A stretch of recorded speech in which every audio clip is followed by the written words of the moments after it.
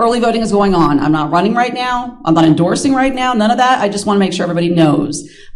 We have early voting for primaries, and if you are an independent, you still have things on your election, including the re-upping of the OCPS mill. So there's things on there, and I think it's really important that everybody votes, because this is a caring community that I think will be showing out, and I want to make sure that the days don't tick off without you getting that done. I was really honored to be nominated to the canvassing board, which means that we have an opportunity to make sure that everything is it's a checks and balances to make sure that all those things are being done right, the supervisor of elections. And the most heartbreaking thing for me that I've seen since I've been there are envelopes that are coming back unsigned because people either forget or they think there's already one on file. Please, if you are mailing your ballot back in, please make sure that you sign it. If you haven't looked at your signature on file in some time, please, please, please call the supervisor of elections office, see, what they've got, go down there, maybe update it, see how, because if they don't match, then your ballot's set aside. And everyone's signature just changes over time. So that's just something, a quick reminder.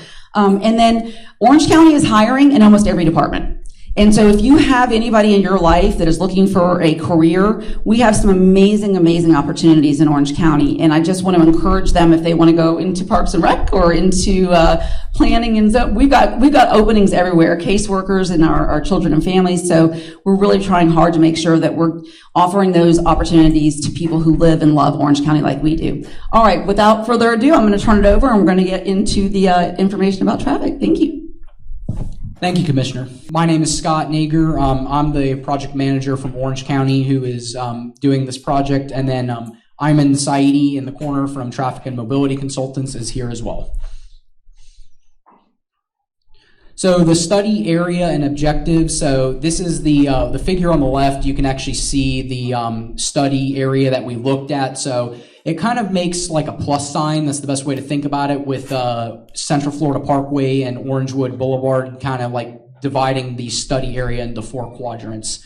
So the main objectives that we had in the study were to identify high crash locations, identify cut-through traffic patterns, identify any operational deficiencies we see in the area, and then identify speeding behaviors. And then at the end, we're going to identify short and long-term improvements that are going to go into the capital improvement plan. And we're going to also prioritize the improvements. So this is the study approach that we took. So the first thing on the left was Traffic and Mobility Consultants went out and collected some data for us, and they analyzed the data. And the next thing we did was identify the issues that were kind of arising, which some of them I'm going to present for tonight. And then in the second community meeting, we're going to discuss the recommendations and mitigations that are going to be set forward. The next thing we are doing is currently getting your input at the community meeting. So, and after that, we're going to develop like a prioritized plan for that. So to kick things off, we started with some data collection. So the figure on the left is just showing where we collected turning movement counts, which are like lefts, right, throughs, U-turns, and speed data as well. So there was 7 places throughout both Orangewood Boulevard and Gateway Avenue where we collected speed data. The figure in the middle is showing origin and destination travel. So this measures the amount of cut-through traffic we see in the area.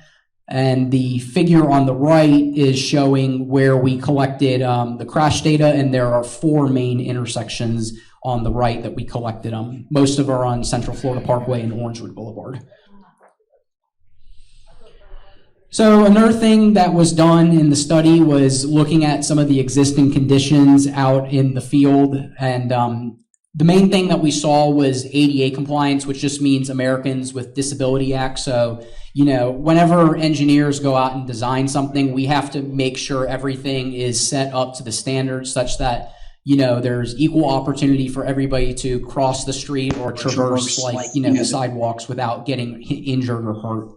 So the figure on the left just shows like some of the issues that we have out there. So this is kind of like a major issue that we see is when you cross the street, you need to be able to have a sidewalk to get back to. So this left figure is just showing the crosswalk just kind of goes to nowhere. So this was something we saw. The middle figure is showing the same thing. These are both at the intersection of Orangewood Blvd and Gateway Avenue. They're just different legs of the crosswalk that you're seeing.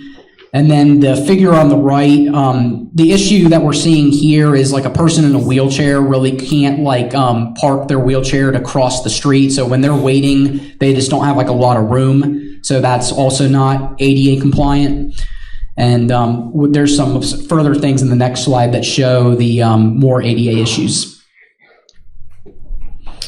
So these are more at the intersections that we saw primarily on Central Florida Parkway. So the one on the left is at the intersection of Central Florida Parkway and Gateway Avenue. So again, this is more related to people in a wheelchair. So the slope is very steep. So when you're going down that sidewalk and you're trying to stop your wheelchair, the slope is just so steep that, you can just have too much momentum and just go right into that signal cabinet.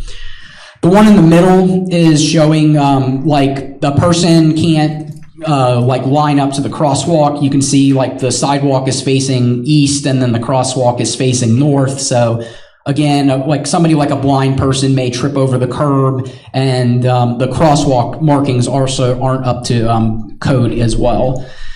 The figure on the right is showing, for a blind person, that there's something called a detectable warning, so that it's kind of like a mat that you have. So a blind person can be able to feel that, hey, I'm about to cross the street, and you can see that's obviously missing from this point. So the other main thing that we saw out in the field were sight distance issues. So what sight distance is when you're sitting at the stop bar and you look left and right, you need to have a clear path of the vehicles on the major road. So when people are sitting at the stop bar, you can see in all three of these photos, it's just, you're either looking in the bushes, you're looking in the trees, you can't, or you're looking into other obstructions and you really can't see what's going on. So these are just some of the examples that we have, and I have more examples kind of on the next slide. Actually, it's drainage, excuse me. Yep, next slide. So another kind of thing we found was, I'm sure you guys see this every day out in the field, is drainage issues, like when it rains. The one on the left is at the intersection of Gateway Avenue and Marco Polo Drive, so there's just a lot of ponding. And then the figures on the right are showing the ones Gateway Avenue is just showing that the water just can't really drain through the pipes.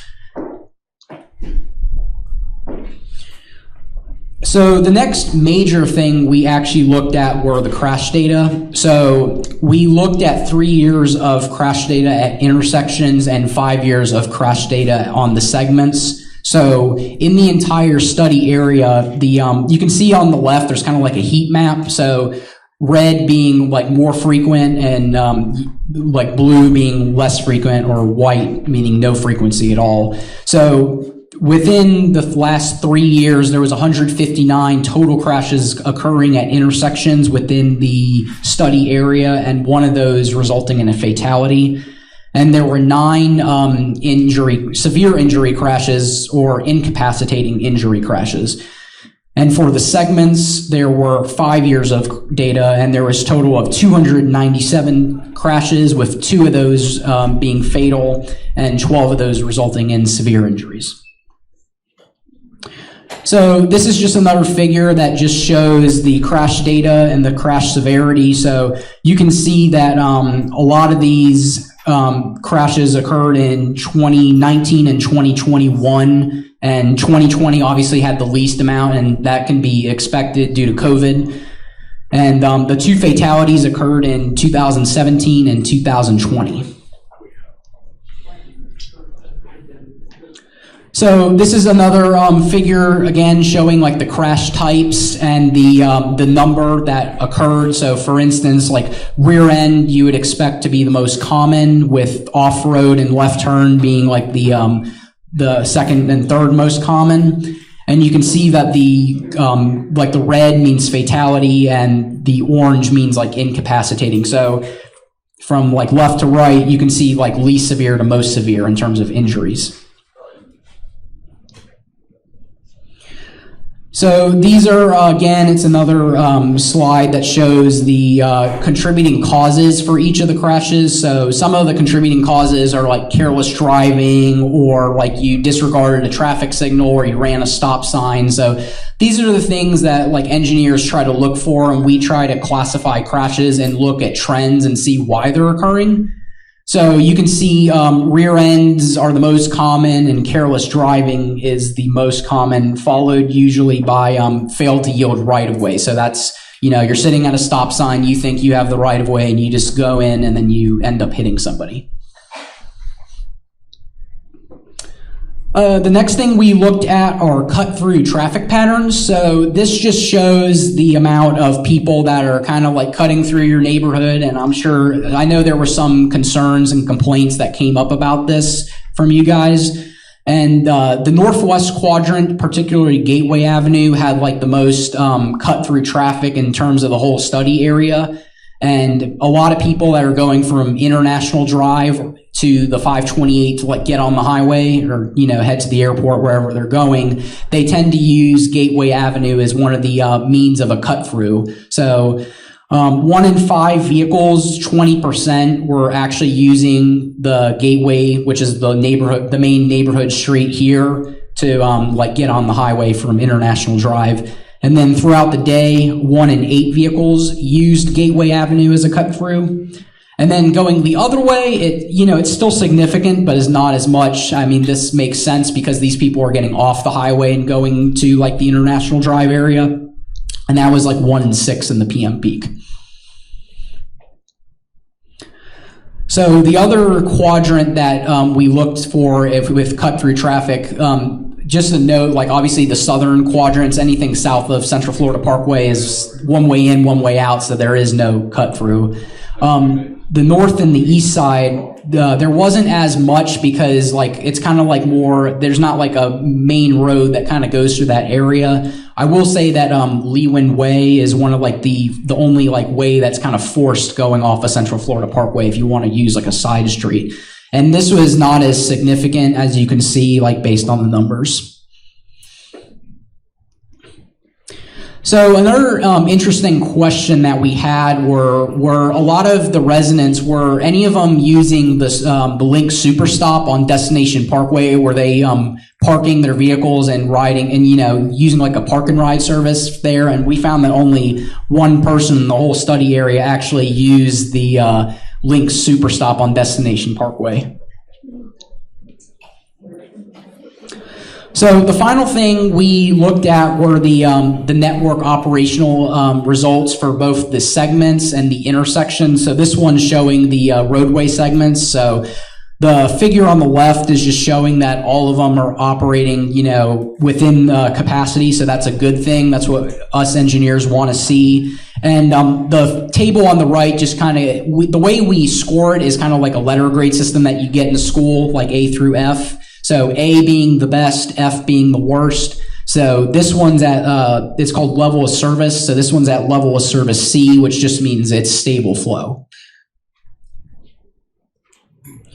And this figure is showing the same thing, but for the intersection. So along the local roads like Gateway Avenue, very good scores. So like level of service B, level of service C. So that's a good thing.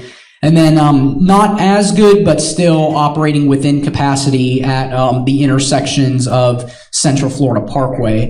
And it can also be noted that the northbound and westbound lefts experience like a high amount of delay. So that just means the people are sitting at the light for a very long time and, yielding to opposing through traffic to make that left.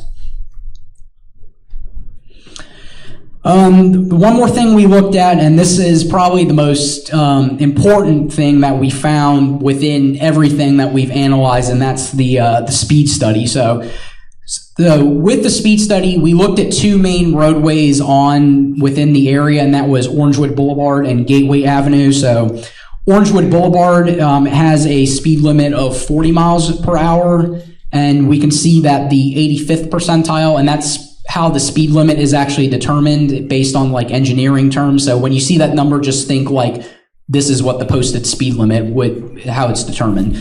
So with this, it's showing that the 85th percentile is 47 miles per hour, which is well above the speed limit.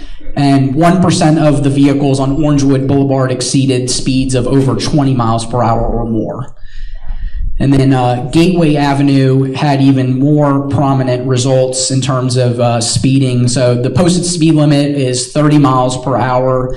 And you can see that the 85th percentile is actually 41 miles per hour, which is even like above the speeding threshold to get like a speeding ticket. So that's very significant in itself. And 4% of the drivers exceeded speeds of 20 miles per hour or more during the given day. And this was only like a snippet in time, by the way. This was like, this was only 1 day's worth of data. So this, we can, just from this, we still get a very big picture or a good picture of what's going on out here.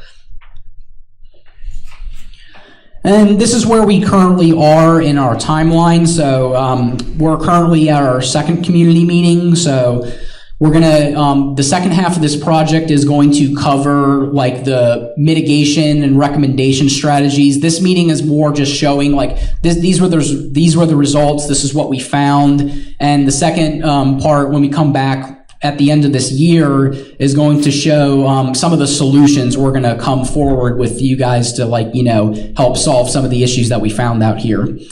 And then at the end, we're going to have a public Board of County Commissioners hearing sometime in 2023. If you guys have any questions, please feel free to contact me. This is my contact information, and that's the consultants. So, good evening. I'm Renzo Nastasi with the Transportation Planning Division, and I'm the manager of that division. I apologize for the small screen. So what we're going to do, please make sure that you put in your email address when you sign in, if you already haven't. And we'll be sure to send you a link to this presentation as well as what's being filmed, so you'll get a full picture.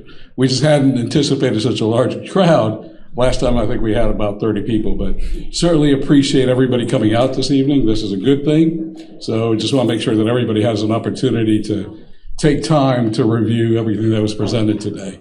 So with that, I'm going to hand it back to Scott with any questions that you all may have. Yes. Oh, Commissioner. So we're going to send an email out to everybody that's signed in with a link, and they can access the presentation and the video. Okay. If you have any difficulty accessing that, please email Renzo, email myself. Don't accept that there's that it's a foregone conclusion that you're not going to get it, because this is something that you should all be able to really zoom in on. Sign-in sheet.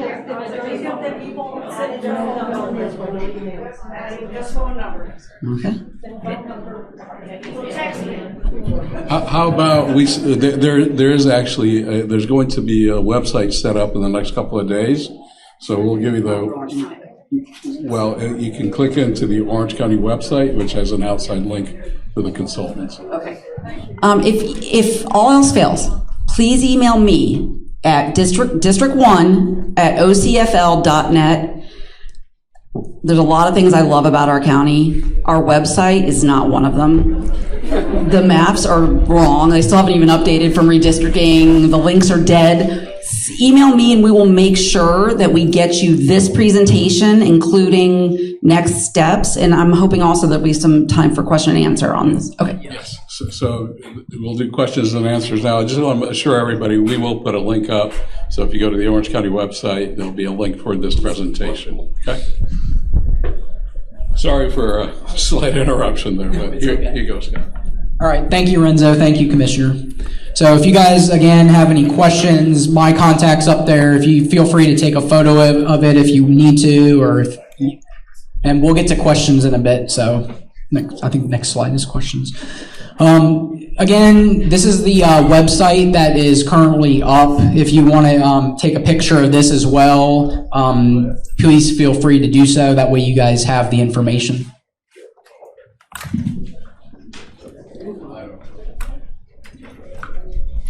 I'll get to you in a second. I'd like to thank Commissioner Wilson and everybody who is involved. The sidewalks on Central Florida Parkway are beautiful.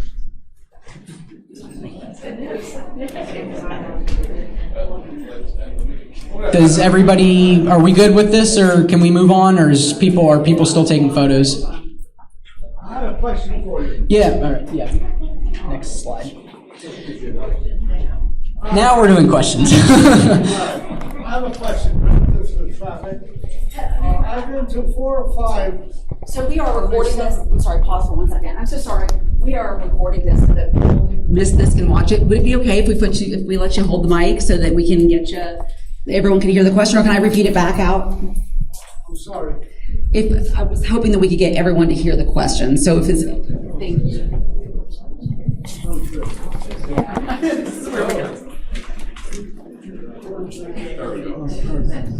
Thank you, Commissioner. All right, I have a question for the project manager. I've been to several of these meetings. You've been studying the traffic between Gateway and the Boulevard. In the future, and you've said you've had a number of accidents, had 1 killed. Now the traffic is going to get horrendously worse in the next 2 years. You're going to have people going through Gateway to get to the 528. You're going to have strangers coming in here going to the Parkway, to Universal. What kind of plans are you anticipating to slow down the traffic or the maniacs that will be, or people who will be foreigners to us? Yep. I appreciate the question. Thank you. And if folks can come up, if you can, when you have questions. Are we going by the list of the signing people? Yeah, I don't know if people filled out questions or comments, because we had stuff in the sign-ins where people can voice their concerns.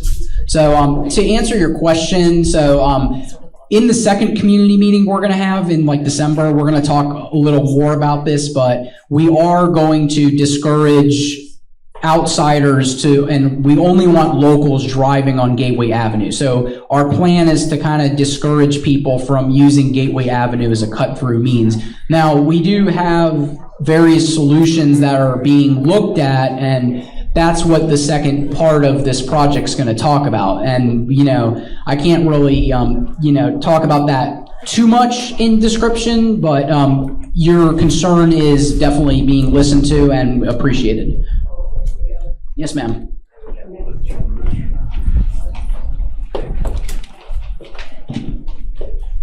In at least 5 of the past town hall meetings, we have had commissioners who have been good enough to come here. And finally, at the last one, we were told that we would have a light. That's why most of us are here. Frankly, I'm in a group that meets every week, and that's the topic of discussion, and most people refuse to come because they're tired of being put aside. I agree with you. We've been told, we've been promised, and then after we were promised the light, they said, no, they'll have a roundabout. Then there were discussions. Then there were 3 more meetings. And then they decided, no, they would give the light. We were given a date. The first one date was December of last year. Of course, that didn't happen. Then we were told May of this year, then put back to December of this year. And What's going on? I agree with you, and it sounds a lot like what I sound like talking to the department when I ask them. And yeah, the design's done. It's a light. It's coming. There was because I said this time last year we should have seen that going in. There were supply issues with the bidding, and it had to get right back in the back of the line. It's done. I'm going to describe this incorrectly. They were able to circumvent some of the normal procurement process in order to expedite it. So it was on, it's, I can't say exactly, if they're plugging in, the design's done, it's coming, and it was approved by the Board of County Commissioners. So it's paid for, it's done, but it's just a matter of Okay. I can talk. I am here to talk about the signal. It's a schedule. Okay. All right. I am here to talk about the signal, the new signal at Gateway and Orangewood. But if we can finish asking the questions related to this presentation, then I will come and I will answer all the questions, all the concerns you guys have, if that's okay with you guys. Or I can start it. It's up to you. Can I say something? I'm just, you guys correct me if I'm wrong, but as a citizen, they don't really know the difference. This is a traffic safety meeting, and that's a traffic safety question. So I think that it's appropriate, knowing that there's just a question mark up there. That doesn't really give anybody any strong feelings that there's going to be something resolved. And we've made a promise that this was going to happen, and they really want a timeline. Okay. All right. Let me talk about the signal which we have been discussing for quite some time. You are absolutely correct. We have been talking about this for probably years, and initially, So initially there were some design concerns, and then we looked at the roundabout, we looked at the signal, and roundabout was not found not to be feasible because of the impact on the neighborhood. Because if we build a roundabout there will be impact on all four sides. So we decided to move away from it to a standard signal design, which was probably agreed upon quite, maybe like a year ago, and we had the design. But unfortunately, the market right now has changed. Because of the supply and demand and COVID and whatnot, the things have changed and the game rules are changed. So it took us, some time to have 3 bids, which is the normal process for the county to when we have a project of this magnitude. We went out, we selected one contractor, and then by the time we were processing the paperwork, that contractor backed out. They said, we cannot do it. The fluctuation of the market is so high that we cannot afford. Yes, ma'am. No, it's.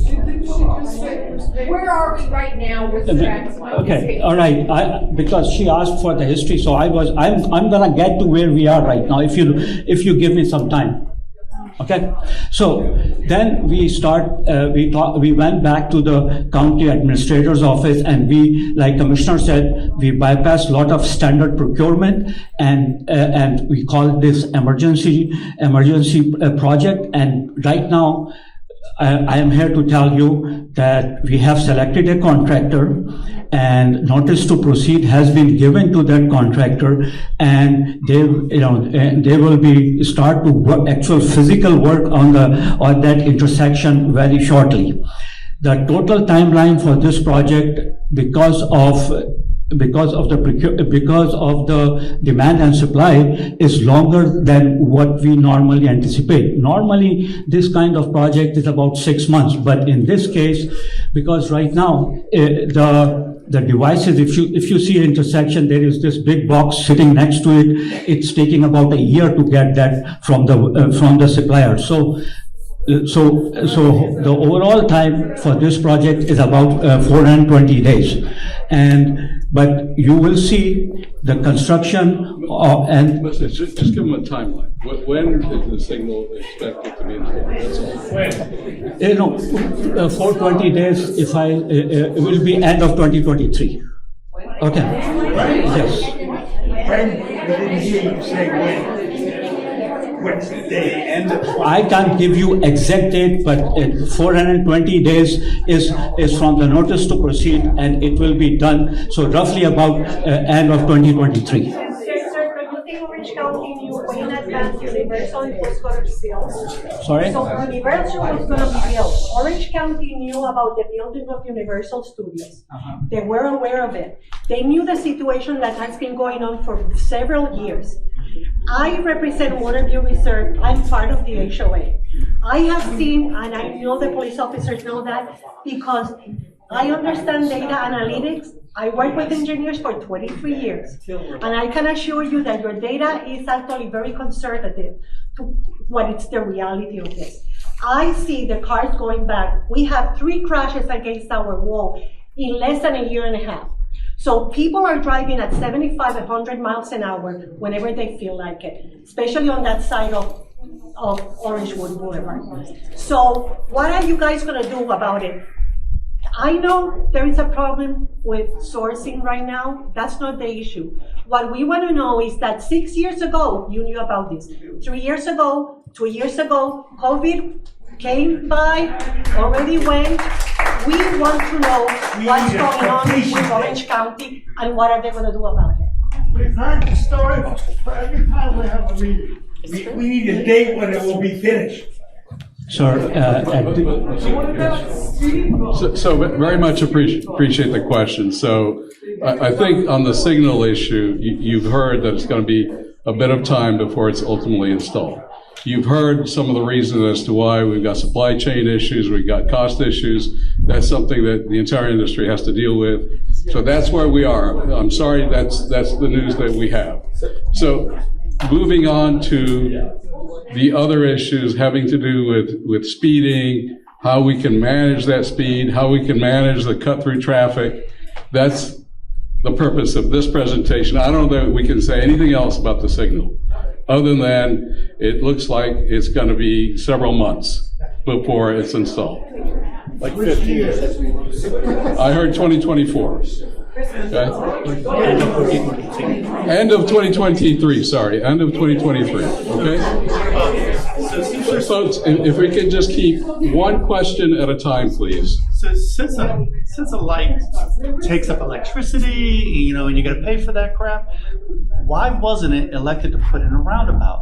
They're all over the west side of Orlando. There was a majority vote on that traffic light one. I was involved in that for 6 years, going through 3 different commissioners. And a roundabout would have been done by So folks, the fact is, just again, just want to let everybody know where we are. So the plan is to install a signal and not a roundabout. Okay, so that's, and you've heard the timeline. So we do have other questions in the room, if we can, I know I see, she's about to fall out of her chair and I'm worried. Where? In the green right here, standing up. Sorry, if you can kind of meet me halfway, I'd appreciate it. Okay. I do have a concern. I live close to the Gateway, and when this was presented, I see all that you guys are fighting for the light. That's perfect. It can help. But then I see when they finish the park,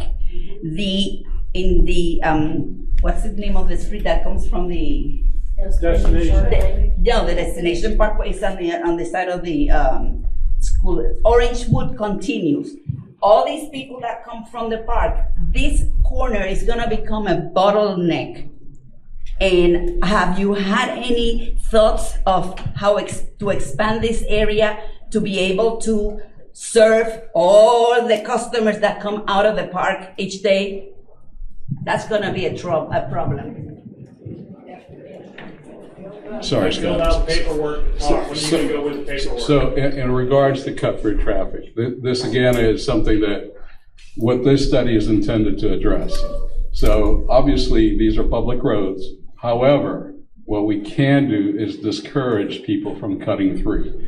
And the way to do that is what we are going to analyze and present to you at the next meeting. Just to give you a preview, some of those speed management strategies would entail things like, I'm not saying that this is what we're going to do, small roundabouts, or basically reducing the lane widths or putting in chicanes along the roadways. So that basically what that does is manage traffic so that people are not speeding through the neighborhood or cutting through because it's going to take longer time to get from wherever they're going.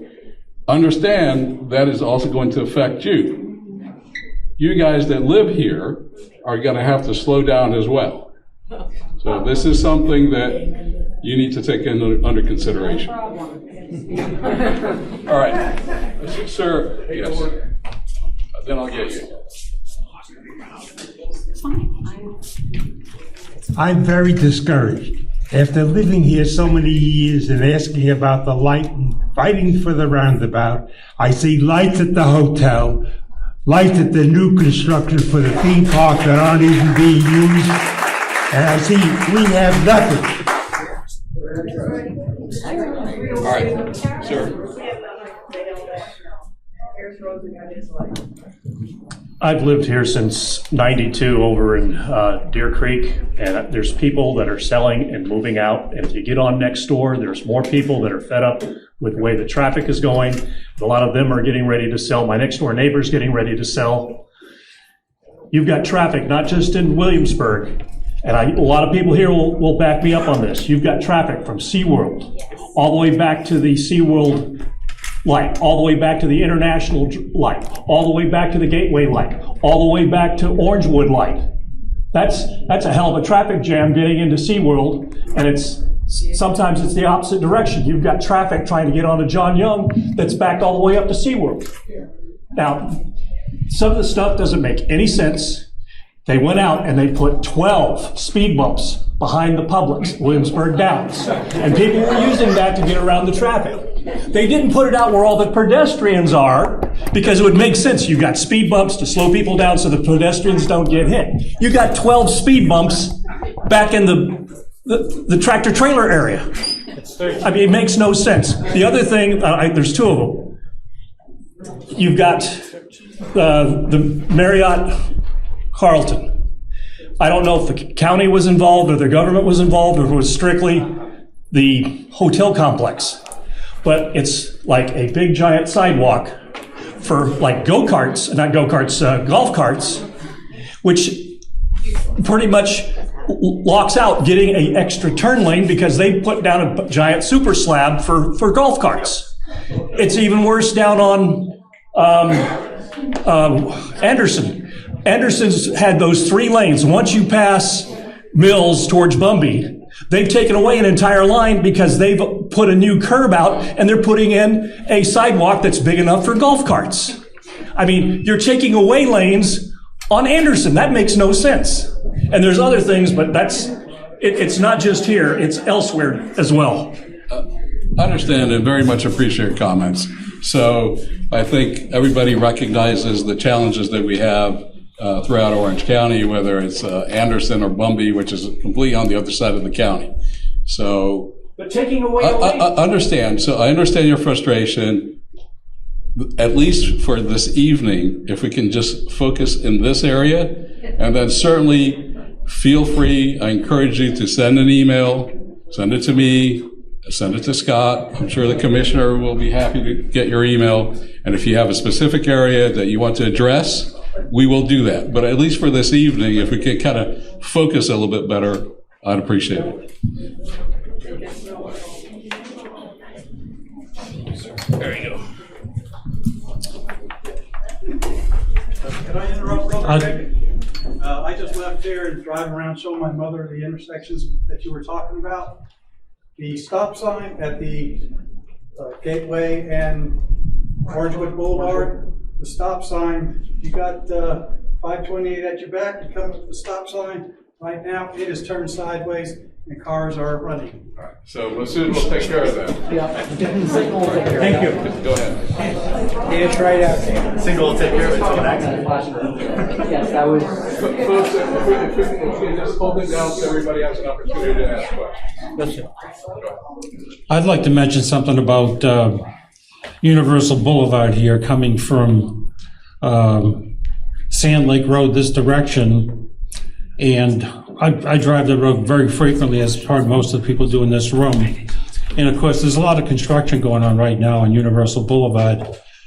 But one of the things that I've really noticed that's really kind of sad is that Universal Boulevard has turned into a drag strip, not just for the young kids.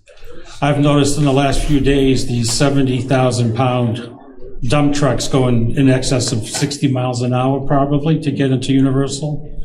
And I think our friends over there in the green uniforms need to be aware of that, and they probably are. I'm not sure if that's their territory or if it's FHP, but something needs to be done about the speeding on Universal Boulevard. That's real serious, and it's going to get a lot worse. And I think the road is too straight. I hate to say that, but I think it's too straight because the speeding is going to continue. Thank you. Thank you. Sir, if you can meet me halfway if you can. I just wanted to know why there was no consideration of Central Florida Parkway in your speeding statistics. Because Central Florida Parkway is a racetrack. Again, sir, if you have specific questions outside of this area, if you can send them to... just bear with me, please. So we're talking about the neighborhoods here. So again, we will take a look at all the comments, all the questions that you will have, and we'll respond back to you. Okay, but again, for this evening, we just focus on this area. Will you respond back about the lights that are installed and not working? Will you respond back about that? Sir, I heard your comment. You know, I don't know off the top of my head when those signals were installed. A year ago. Okay, what I can tell you is that a year ago we were not in the same situation that we have been for the past year. Okay. Everything has been backlogged, and I think everybody recognizes that issue here. So again, this is not intentional. This is just a function of the market and how things have been working for the last 2 years, which has been a challenge for all of us. So let me have this gentleman. Can you come here, please? I drive a lot very late at night, and in the cross of Gateway and Orangewood after midnight, because of the obscurity. A lot of people sometimes, even if they are not from here, they just pass the cross like they don't even see the stop sign. I don't know if it's a good suggestion while they work with the light, they put this stop sign that came with lights that have their stop line like a circle of lights around the stop sign, so it can be visible from distance. Because I have seen at least 3 or 4 cars passing. When I stop in my stop sign, that is my turn. Somebody comes like and pass the cross. So thank you for that question. That's precisely some of the things that we need to take a look at and address within the context of this study. So if there is, folks that are running that stop sign at night, that could be a lighting issue, and that's something we can look at. If we need to enhance the stop sign itself, that's something we will look at as well. All that I ask is please have some patience, because all of this takes a little bit of time to implement.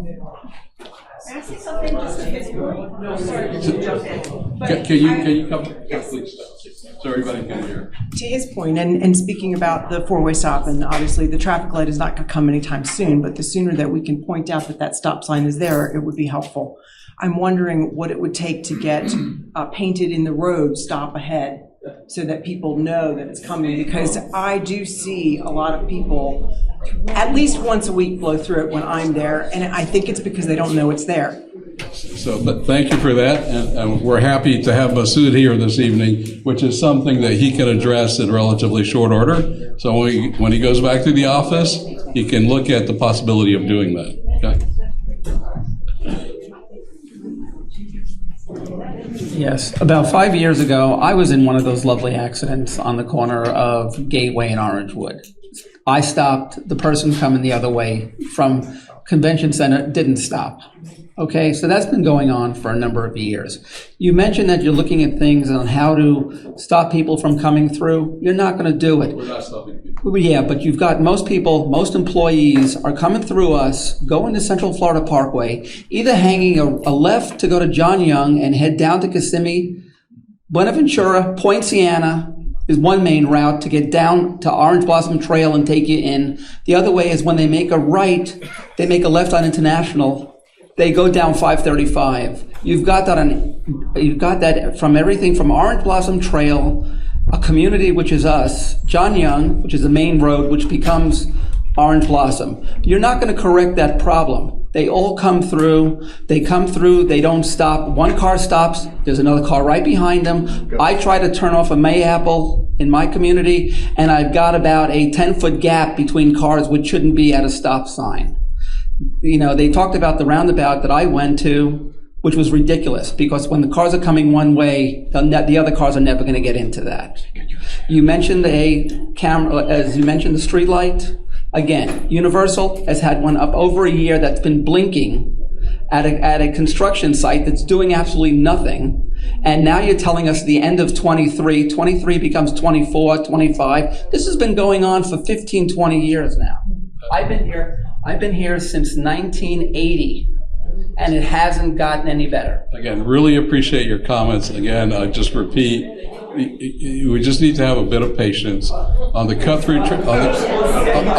Guys, please, on the cut-through traffic, that is the intent of this study. Okay, so we cannot prohibit people from coming through the neighborhood, but we can manage the speeds and we can manage the routes.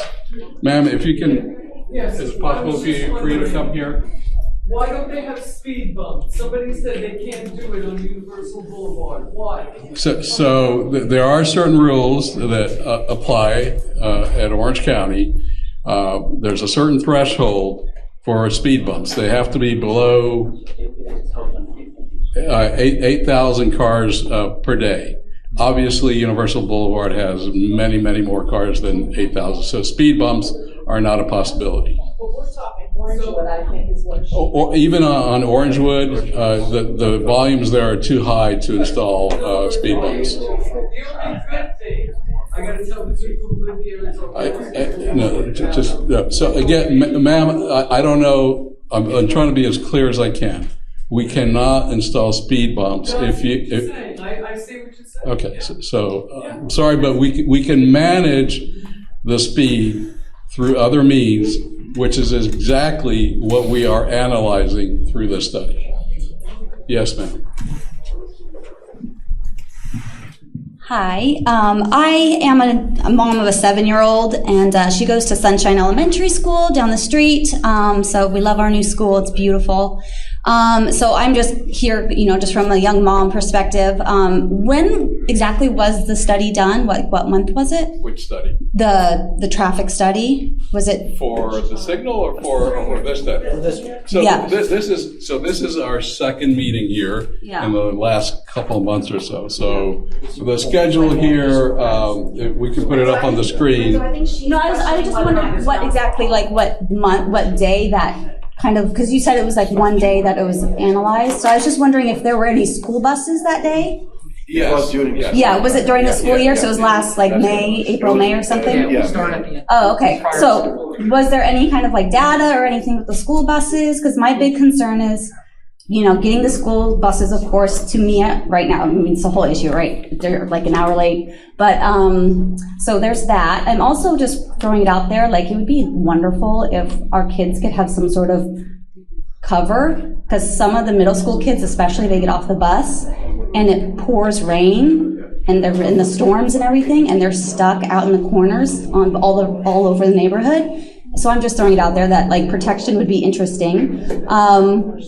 And I know our neighborhood just looks really sleepy because it's an older neighborhood.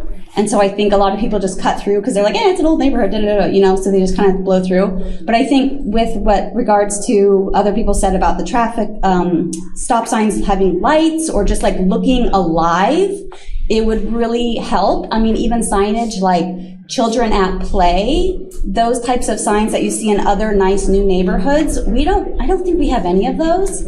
So just more prominent Orange County signage, hey, we're here, there's people that live here, there's children that live here, because all the international tourists, wonderful to have them, but we're gonna get bottlenecked stuck, between Aquatica and SeaWorld and then Epic.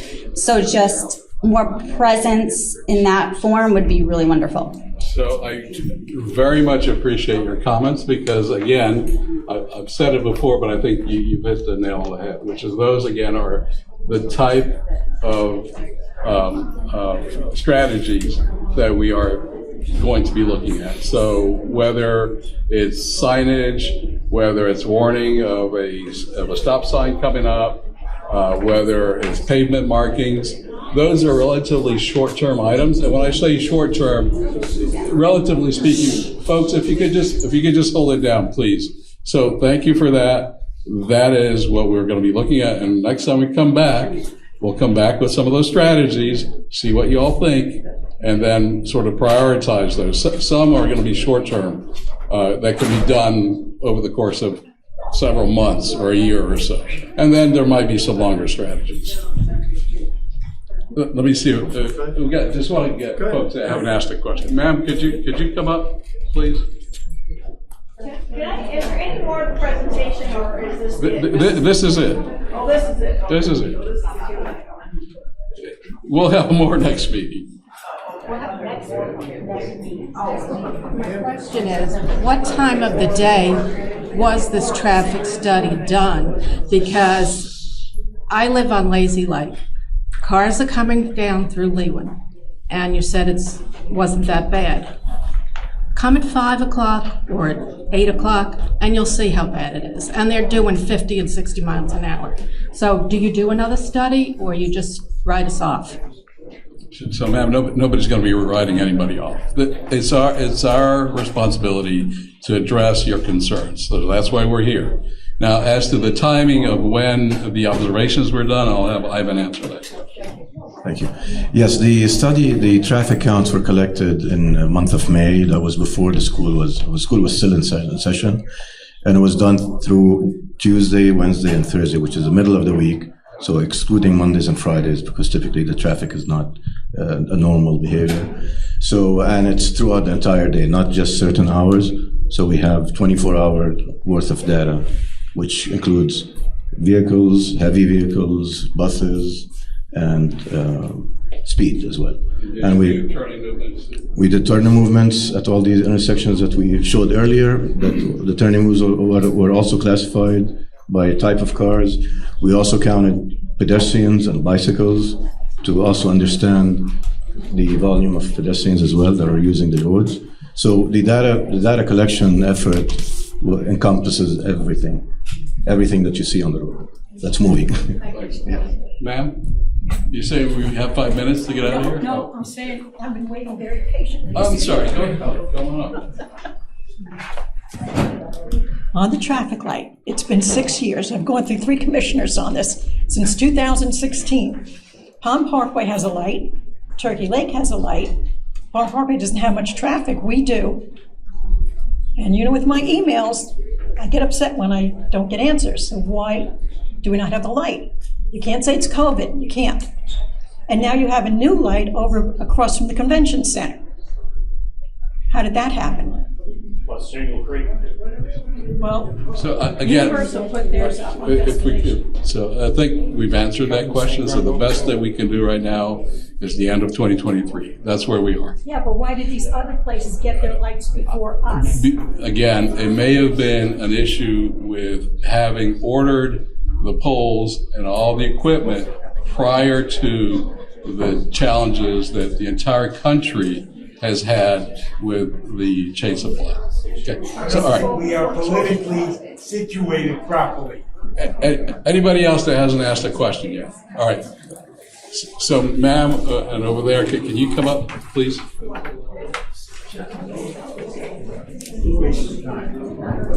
You asked for concerns. I walk my dog every morning on Gateway between Del Monte and Wildflower. There are 5 bus stops in that small space. Cars are flying down Gateway. I know what it's like to go 30 miles an hour on Gateway because I do it. There are cars that speed.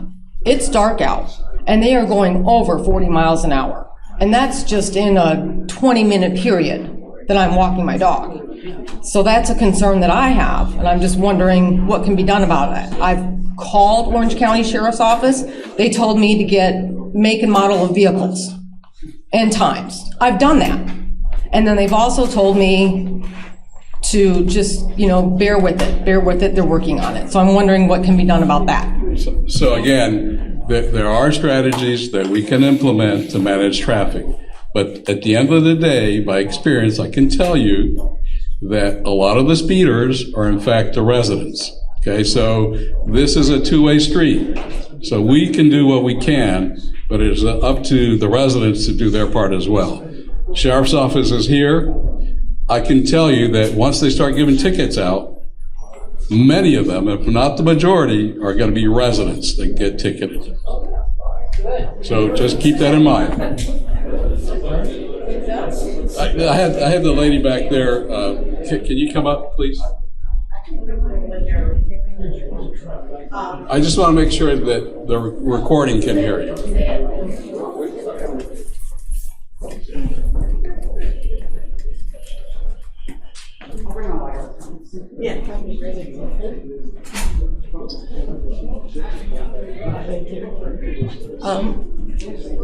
You're saying that you're having trouble getting basically the parts or whatever you need to put traffic lights in. I'm a TM at Universal Orlando Resort. From my door, which is directly across the street, to the parking lot, okay, is 4.5 miles. There are 18 traffic lights between leaving the four-way, going down Universal, making the left on Hollywood, and making the right on Turkey Lake into the team member parking lot. 18 of them. Okay, so how did Universal, now I understand that they're putting a lot of money, they're paying for a lot of the roadways, they fixed our sign, they put a traffic light up there, which is blinking right now, they got another one that's not working, but as soon as Epic is done, I'm sure that's all gonna start rolling in. The convention center just put a traffic light in, which isn't working yet either, so that you can make the left turn into their parking lot. So why is it that the convention center and Epic can get the lights and we can't? I mean, I've had my house here for 8 years, and for 8 years I've been told that they're going to put in a traffic light. I mean, and I have to be honest, I mean, from door to door it takes me 15 minutes. I don't really deal with a lot of traffic, but I can go into work at 6:30 in the morning and not get home until 2 o'clock in the morning, depending on the needs of the park for a season. You know, but I just don't understand why they can get it and we can't. Again, folks, I don't know how differently I can say it. The light is designed. The light will be installed by the end of next year. So as to the timing and the situation of how those other lights were put up, I can't answer that tonight, but I can tell you that it's about safety. It's not about who's paying whom. We're a public service agency. That is our job. That is our priority, is the safety of our citizens. Yes, ma'am. I can probably talk loud enough. I wanted to know if everything that's being designed is allowing for the turn lanes to be adjusted at Central Florida and Orangewood and Gateway in Central Florida, as far as They're way too short. yeah, too short, and the lights are too short, and we've got too much traffic, bottom line. But I just want to know if that's in the study that you're going to be doing. Yes, so thank you for that question. So just to be clear, we haven't started designing anything. Okay, so we're just collecting data at this point and finding out what the challenges or the issues are. So we will come back, and certainly the radii, the turning movements, will be something that we will be looking at. I have a second part to that question. Let's just keep it straight. Yes, ma'am. Sorry. In regards to the turn lanes, going into some of our communities, especially off of Gateway, going into the actual residential locations, we don't have turn lanes, and we have to completely stop on Gateway to make those turns into our neighborhoods, even when we're also coming off of Central Florida to come into some of the communities that are close to the front. Is there any way we can add turn lanes into the communities off of Gateway, Central Florida, Orangewood Blvd, so that we can have a safer turn into our residents? So the answer to that is I don't know, but it's something that we may evaluate.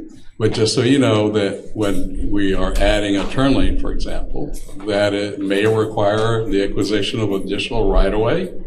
It may impact somebody's yard.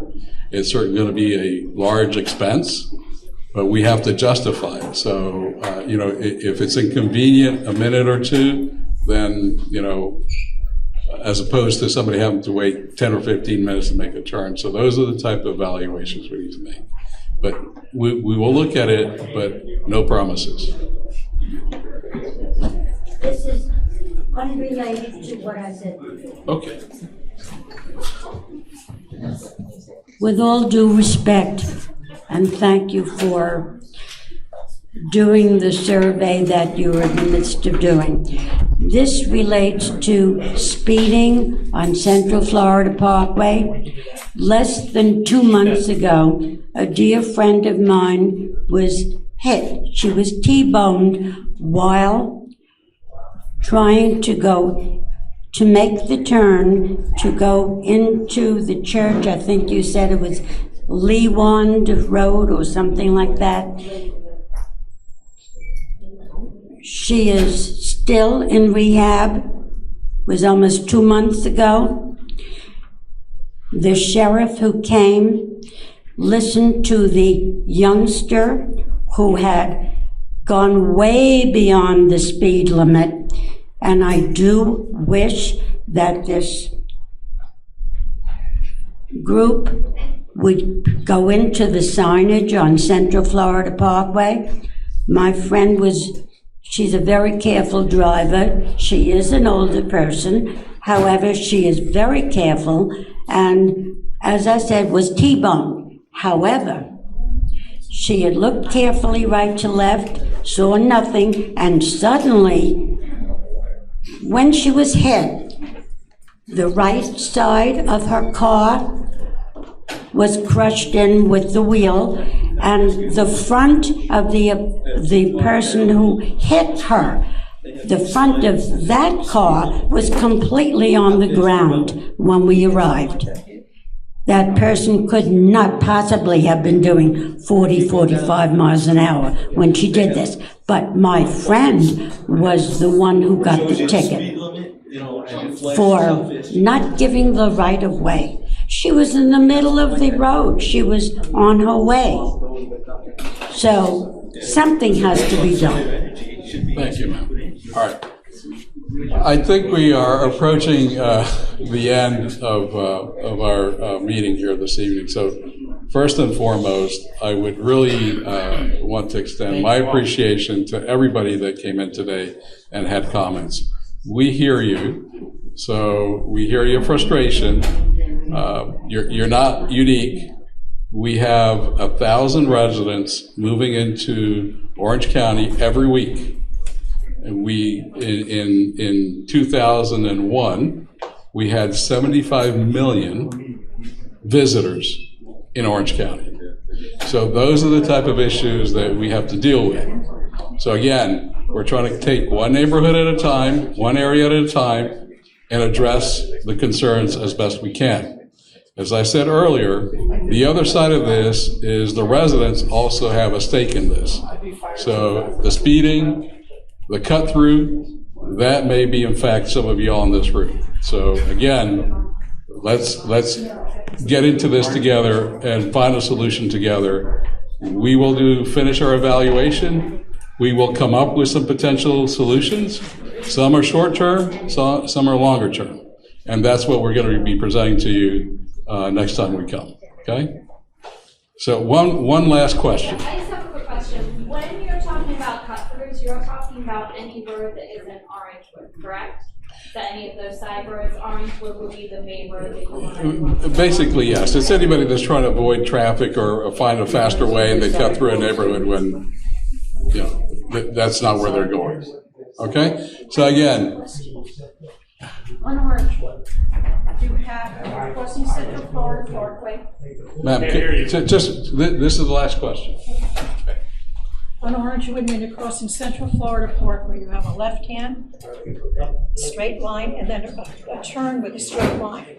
If one car is in that right-hand lane and wants to go straight, he's holding up 10 cars that want to make a right-hand turn. I've asked the county to change that to a right-hand lane turn only, just like Gateway. You don't want to do that. Why? You've got all that traffic more on Orangewood than Gateway.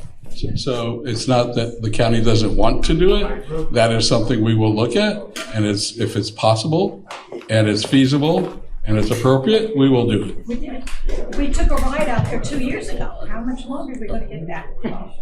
This is traffic safety. You want cars Thank to you, move. thank you for your question. Thank you, everybody. Good job, resident. Thank you.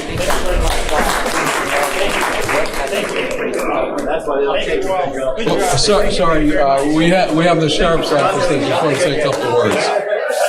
Sorry about that. Hey, nobody wants to hear me speak for a little bit? Hey, I'm Jim Bridges, a Special Projects Deputy assigned to Uniform Patrol out here in the International Drive area. Captain Woods was not the commander of this whole area. Captain Donald Woods was not able to make it tonight, so he asked me to step in. I also have Lieutenant Merlin Goldbriel over here, who's a night shift watch commander. So I just want to reassure everybody that Williamsburg is a very safe community to live in and work in, and we take that very seriously. Our main goal is to make sure everyone is safe. I've listened to all the traffic complaints and the speeding complaints, and I have written a lot of that stuff down, and I'm going to take this back to the commander. We do focus a lot in this area. We have written 56 speeding we have written 56 citations here recently. And a lot of those, like it was mentioned before, is the residents here, and hopefully that word gets around. Yes, the cut through and everything else, we know that this area is growing tremendously with residents, apartment complexes, businesses are growing everywhere. There's a vacant piece of land that's going to be built on. The theme parks are at capacity, highest levels. We're not going to slow that down. The congestion on Central Florida Parkway and some of these other areas, we're aware of that. I hope a lot of you have seen us under the tree, our motors units down here on Central Florida Parkway, trying to do our best. Right now, we are focusing a lot on International Drive in some of our school zones. I think you've seen it on the news recently. We want to keep our kids safe.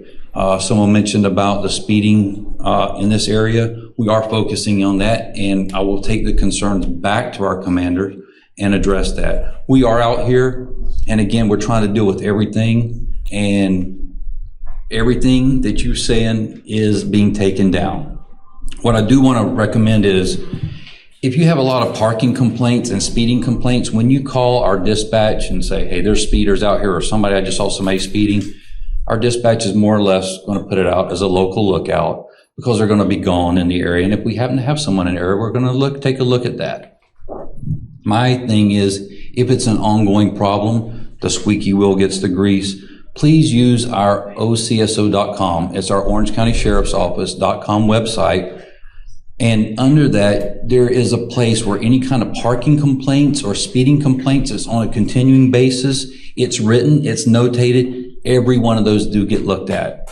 We are shorthanded. I'm not making any excuses for that. So I have recently been handled and tasked with handling all the parking citations out here. So every time there's a parking complaint, I investigate that and I go out and I take a look. And if I need to, I'm going to write a citation. So I'll be more than happy to address any kind of questions.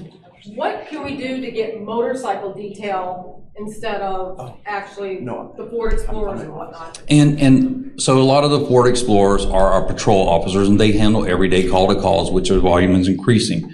We do have a motors unit out here, and that's the ones you usually have seen parked under the tree out here on Central Florida Parkway. Right now, they're focusing a lot on our schools, and they're handling all those complaints that come in through OCSO.com. They are working on those. And I have taken the complaints that I've heard tonight, and I've written it, and I'm going to address that with our sector commander. Okay? Yes. My understanding, and I believe I got this from Ricky, for the crosswalks, where the lights are bicycles supposed to be walked through the crosswalk? Because I think signs need to be put up. I don't mind the ones that are sitting there and they push the button and they're waiting to cross, but I almost hit somebody that was speeding down the sidewalk. The light changed and he shot across them. Yeah, we do. I'm sure you've seen it on the news also. We also do pedestrian crosswalk violations all the time. We have an enforcement unit, then they focus a lot on that also. Again, we try to address all those things, and when we're out in the community, we're going to take a look at all those, any kind of violations we see. Is that correct that they're supposed to walk the bikes? It's what you're supposed to do. Okay, they probably need signs up saying that bicycles must be. And kids are supposed to wear bicycle helmets and everything else. And again, We can't take the place of what a parent's supposed to teach our kids. But Thank you. Okay. Anything else? Has anybody considered doing a nighttime study on the speed of traffic on Central Florida Parkway? My house backs up to it. And, you know, just by the sound, it sounds like cars are running 70 to 100 plus miles an hour, according to the engine, between, not counting the motorcycles. Right.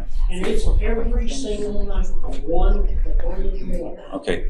And a lot of that is, we've addressed it before, the racers, we call them street racers. Oh, big time. They gather a lot on Central Florida. They gather a lot on John Young. They're on Orange Blossom Trail and everything in between Sand Lake Road.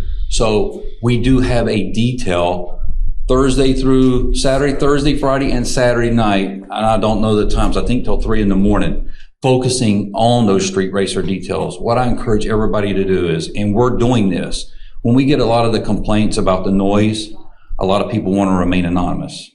I understand that. We usually don't have a victim at that point. So a lot of times in the past, we can't do anything without a victim. However, our watch commander has told me that we are going to and trying to address every call, whether there's a complainant or not on those. Again, we have that detail going, focusing in strictly on the street racing detail, the noise and everything else. A law just got passed. It was an old law about the music and noise from the cars. That was a law 6-7 years ago. It went away. It was ruled unconstitutional. In July, it came back. That was always one of my pet peeves. You had the radio blasting. So that law is now back enforceable, and we are looking at those. So that is a new law that's come back. It actually vibrates my house. At 2 in the morning. It's so loud. You don't even have to set your alarm clock now.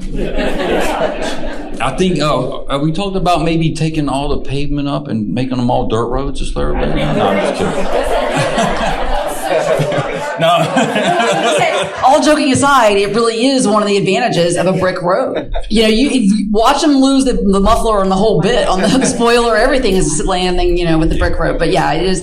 And I want to thank our sheriff's department for always being such a good partner. Thank you so much. I want to say that our violent crime, and especially this Williamsburg area, you have a great community. I know there's always going to be problems. There's going to be problems. I don't care what community you go to. This is a very safe neighborhood. Very few violent crime and very few property crimes happen here. Not to say it's always going to happen. A lot of it's a crime of opportunity, but you're a very safe neighborhood. Well, that's on you. Thank you. Yeah, and actually, I know that I love these traffic meetings, obviously. You guys know that because I keep coming back for more. But I actually think that something I would like to do sometime in the near future is actually do a health and safety type meeting where we can have Orange County Fire and Rescue come out, have our Sheriff's Department, and have our some other partners come out and do something that isn't necessarily traffic related, that could be educational and informative. And, if you all are interested in that, please make sure you have my email address. Not just that, but anything else. I can help you find any of the people here. I can make sure that we are collaborating with the Sheriff's Department on any areas of concern. District1@ocfl.net. I have a few cards left, but really being on that newsletter also helps.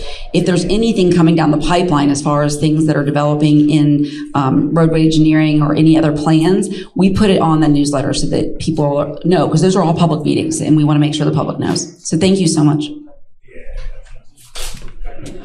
Again, just thank you, everybody. I apologize for not having recognized the deputy in the sheriff's office earlier.